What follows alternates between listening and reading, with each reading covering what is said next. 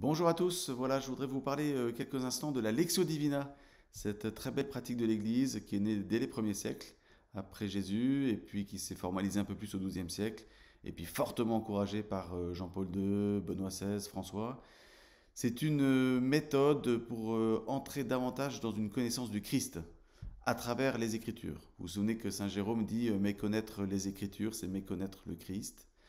Eh ben, la Lectio Divina consiste à entrer dans le cœur de Jésus à travers sa parole qui nous a été transmise par l'Écriture et par la tradition de l'Église. En entrant dans l'Écriture, le but n'est pas de faire une critique textuelle et de scruter verset par verset en essayant de voir comment ça a été construit en grec, etc. Non, le but c'est de, même si cette pratique est bonne, hein, et on remercie les exégètes de nous aider à entrer davantage dans une connaissance de l'Écriture, mais la Lectio Divina, ça consiste à se laisser pénétrer par l'esprit de vérité, à se laisser visiter par la parole de Dieu faite chair, le Christ lui-même qui nous parle, et du coup à contempler, à regarder, à manger, à mâcher les Écritures, de sorte que le Christ soit davantage formé en nous. Alors pour entrer dans la Lectio, je vous invite d'abord à vous mettre en présence de Dieu, c'est-à-dire à vous laisser visiter par l'Esprit Saint qui veut vous parler. Et pour cela, il faut déjà commencer par se séparer de ce qui peut nous couper ou nous distraire de la présence de Dieu. Par exemple, ce genre de truc. Voilà. Euh, Essayez de vous mettre dans un endroit calme, reposant, devant votre coin prière, idéalement, devant une icône, un crucifix, pour vous mettre en présence de Dieu. Euh, Demandez à l'Esprit Saint de vous visiter, et une bonne manière de se mettre en présence de l'Esprit, c'est d'invoquer la Vierge Marie. La Vierge Marie, c'est celle qui était toute remplie de l'Esprit Saint. Et comme Saint Louis-Marie Grignon de Montfort le dit, là où est présente la Vierge Marie, là est présent aussi l'Esprit Saint.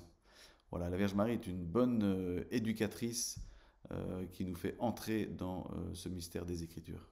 Additionnellement, on relève quatre moments, quatre étapes dans la Lectio Divina. La Lectio, proprement dite, suivie de la Meditatio, suivie de l'Oratio, et pour finir dans la Contemplatio. Voilà. Alors, première étape, la Lectio. La Lectio, c'est un temps important. Il ne faut pas négliger cette partie-là. N'hésitez pas à prendre un bon temps avec une lecture ruminante de la parole de Dieu. C'est-à-dire que vous allez lire votre passage lentement. Vous le lisez lentement. Vous le répétez plusieurs fois. Et puis si vous êtes tout seul à faire cette lecture, vous pouvez tout à fait lire à haute voix ce passage. Vous répétez plusieurs fois et lentement chaque verset du passage, de sorte que vous vous laissez imprégner par les différents versets du texte que vous avez choisi. Ce qui est important, c'est que vous puissiez prendre ce temps comme si vous mâchiez un bon plat que vous mangez délicatement et avec beaucoup d'attention et de dégustation. Voilà. La parole de Dieu, on dit qu'on la mâche. Et ben, un bon plat, si on l'avale trop vite, on ne va pas en goûter toute la saveur. Alors ce qui est important, c'est que Dieu vous a préparé un bon plat. Et donc il faut que vous puissiez goûter ce plat avec révérence et avec attention. Donc répétez plusieurs fois le texte, vous le lisez, vous le relisez, vous le re-relisez avec patience, de sorte que vous vous imprégnez de tout ce passage où le Christ vous parle.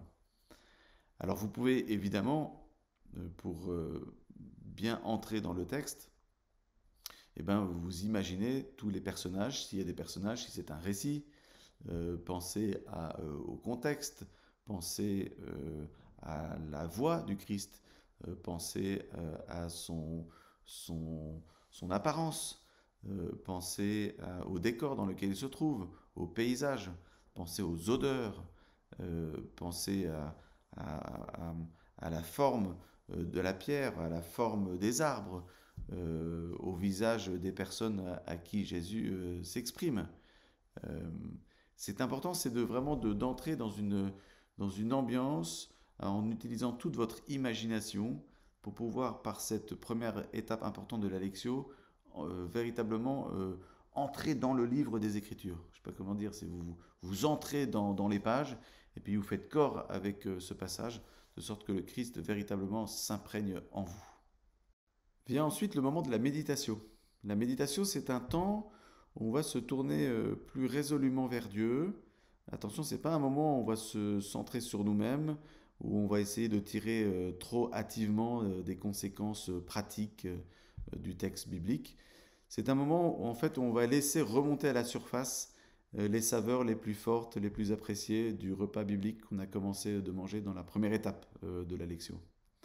Un moment pour découvrir des profondeurs peut-être encore inexplorées du texte à la lumière d'autres passages bibliques, selon ce que l'on appelle la symphonie de l'écriture, un passage biblique pouvant être expliqué par un autre passage biblique à la lumière du corps tout entier des Écritures. Un temps aussi pour consulter les notes. Il y a des Bibles qui sont très bien annotées et vous pouvez lire les références, les renvois pour apprécier avec plus de finesse l'étendue de ce que le Seigneur veut vous révéler, vous communiquer par cette lecture que vous faites avec lui. Un moment aussi où vous pouvez prendre des notes, il y a peut-être des choses qui vont remonter à votre esprit, dans votre cœur, des passages qui vous auront plus marqué que d'autres, et vous pouvez les noter sur votre carnet.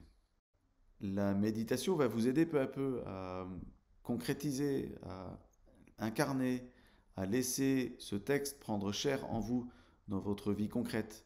Qu'est-ce que le Seigneur est en train de ruminer dans mon cœur? Qu'est-ce qu'il veut me montrer pour que cette parole prenne chair? Ensuite, fort de cette lectio, de cette méditation, vous pouvez vous tourner vers la troisième étape qui est l'oratio. C'est le temps de la prière où là vous allez répondre à Dieu. Dans les deux premières parties de cette lectio, le Seigneur vous a parlé. Il vous a murmuré des choses. Dans la partie de l'oratio, c'est le temps de lui répondre. Et donc c'est le temps de se tourner vers lui en lui parlant directement et en lui exprimant vos prières. Ces prières peuvent prendre différentes formes. Prières de demande, de supplication, en fonction de ce que le Seigneur vous a montré. Une prière de demande de pardon, un acte de contrition. Le Seigneur peut-être vous a montré un pardon à demander, un pardon à offrir. Une prière de louange aussi, d'action de grâce, dans la gratitude de tout ce que le Seigneur vous a donné dans votre vie et de façon peut-être plus immédiate dans ce temps de l'Eclectio où il vous a montré les faveurs dont il veut vous combler. Vient ensuite et enfin le temps de la contemplation. La contemplation, c'est un moment de gratuité plus grande où en fait on va se reposer en Dieu.